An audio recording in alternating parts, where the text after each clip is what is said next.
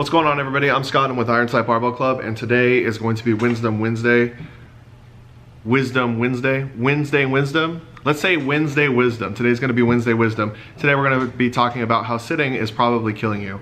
That's not really hyperbole. It's not a boast. It's not anything that we haven't found before, but sitting down is literally killing you in small increments. I will be linking this down below, but basically we're looking at a couple different things as far as your life expectancy. Not just your life expectancy, but also your life expectancy without cognitive, so CILE and CIFLE. So cognitive impairment free life expectancy, and then cognitive impairment life expectancy. Those are the two main differences as far as when you have your full life where you don't have anything like dementia, Alzheimer's, any sort of cognitive function loss later on in life. And then you also have, then the second part of that is obviously the part of your life where you do experience that sort of thing. And as you get older, it tends to be inevitable.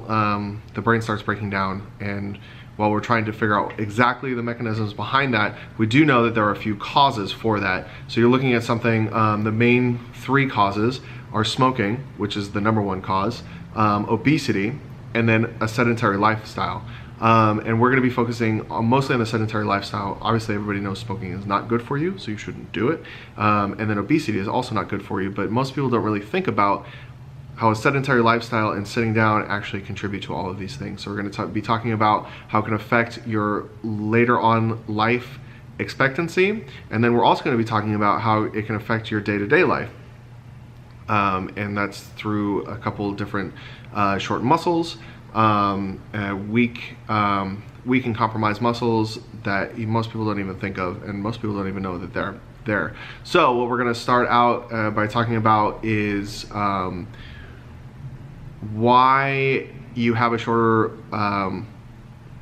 cognitive impairment-free life expectancy when you sit for long periods of time. They're coming out with research now where, because of a sedentary lifestyle, because you're sitting too long, what happens is your cerebrospinal fluid that goes up into your brain and then also goes through your spinal cord.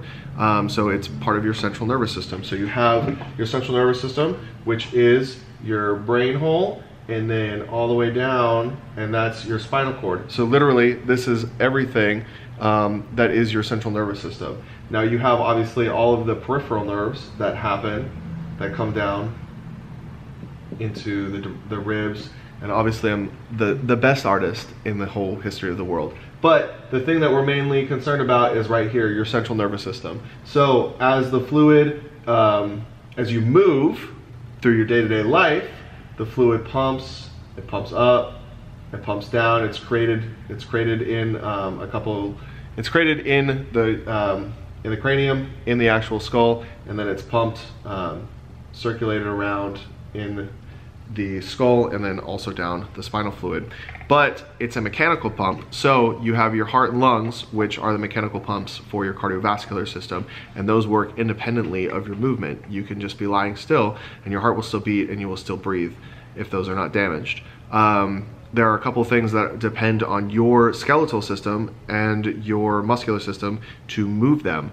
One of them is the lymph system, which is your drainage, basically the trash collector of your body. And then the next one is actually your cerebrospinal fluid. So if you are not moving, if you are sitting for long periods of time, if you're sitting for 10 to 12 hours a day, getting very little activity, that cerebrospinal fluid is not circulating very effectively, if at all. And that is something that helps with everything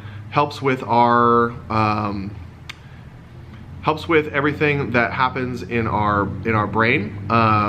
It is the recycling center that goes through our brain. It helps bring nutrients to the brain and the spinal cord, and it helps flush away all of the detritus that happens in the body, in that brain area. So as you get older and these effects start accumulating, all of a sudden, instead of having the nice healthy brain and healthy spinal cord that you should have, you have years and years of neglect and years of buildup of toxins, of detritus from cells breaking down, all of the byproducts that are associated with that. So they're now thinking that Alzheimer's and dementia have a large part to do with our now sedentary lifestyle, simply because there's no mechanical pump that's happening from the cerebrospinal fluid through the brainstem and the skull, within the skull. So that's a huge reason as far as why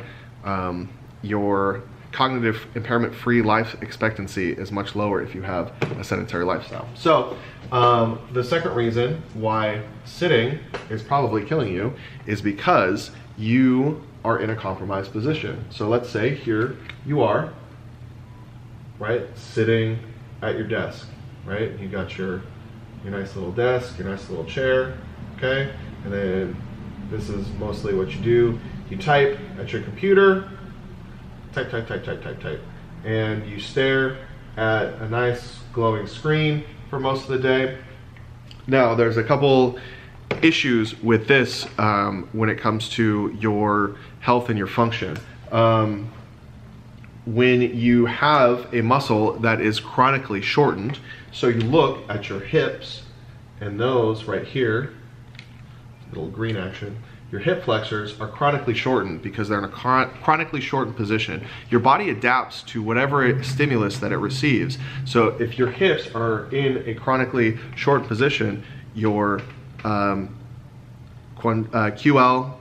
your psoas, and your quadratus lumborum, that is your QL. Your QL, which is your quadratus lumborum, and your piriformis, your psoas, and your iliopsoas, which is also all connected in here, and that has to do with the flexion of your hips, because that's what the motion is that you're being stuck in. So these end up getting shortened and shortened and shortened. And then when you go to stand up and you go to do activities like any extension of the hip, any sort of lifting routine, any sort of even walking around upright, that's why a lot of lower back pain happens. So you have all of these shortened muscles on the front, okay? And then what happens is all of these muscles in the back are stretched. They're stretched because you have shortened muscles, and obviously something has to compensate in order to keep you sitting upright. So all of those muscles stretch, and they stretch and they stretch. A lot of the reason that you have lower back pain, it's usually not because of the lower back. And that's what we're finding now with postural analysis and dealing with a lot of pain is you look at where the people look at where the pain is and try to treat the pain. They don't try and treat the underlying cause of why the pain is happening. And a lot of the times it's because posturally we're creating a shortened muscle group that is artificially shortened, and that artificially lengthens other muscle groups that have to compensate. And that is where the defect comes in. It's not the stretched muscles, the overstretched muscles, it's the muscles that are shortened. So when I do work with my patients as far as a licensed massage therapist, a lot of the times what I'll do is work something that is the antagonist. So if someone comes in and they say, oh, I got pain, between my shoulder blades, it really hurts. What I'll actually do is I'll go to the front and I will work the pectorals, I'll work the pec major, pec minor, I will work the anterior delts, I'll work a lot of the subclavian, I'll work a lot of the supporting structures that are on the anterior side, so the front side of someone, and that lets the back relax so it's not overstretched, because now you're not in this position, now you're sitting upright, now you're in a neutral position, and you're able, all of the muscles are able to work as they are supposed to be functioning.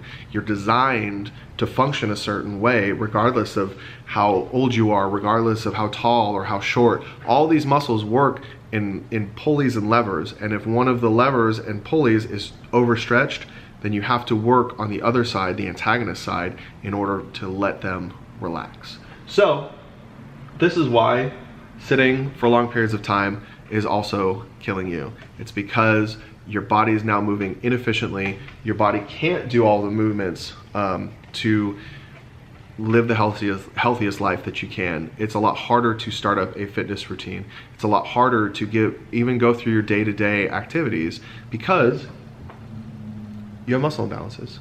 Okay, so what can you do to help those things? There are a couple stretches that we will go over, but the most important thing that you can do is stand up. Set an alarm for every 30 minutes and stand up.